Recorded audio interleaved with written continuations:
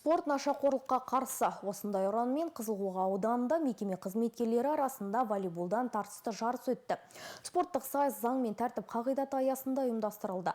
Аудан орталығындағы Миялы спорт кешенінде өткен салауатты өмір салтын насихаттауды мақсат еткен шара алтын команда қатысып тартысты ойын көрсетті.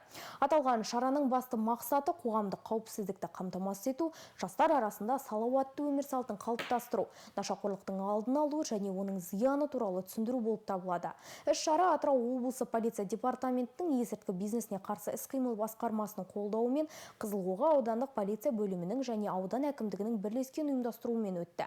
Шараның ашылу салтанатынан соң командалар жарыс алаңына шығып, көрермендерге әсерлі де тартысты ойын сыйлады.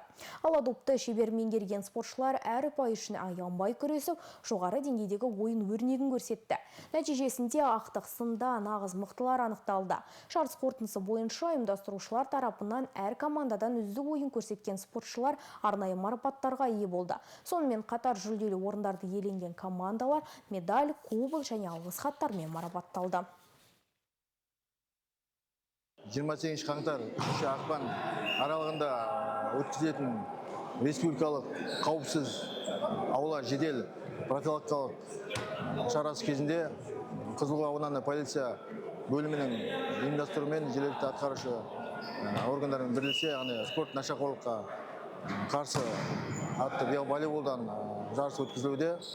Яғни іс-шараның басты мақсаты жастар арасында, кәмелетке толмағандар арасында салауатты өмір салтын қалыптастыру, құқық бұзушылықтардың алдын алу, нашақорлық деректерін болдырмау, сонымен қатар профилактика бағыттары шараларды күшейту болып табылады.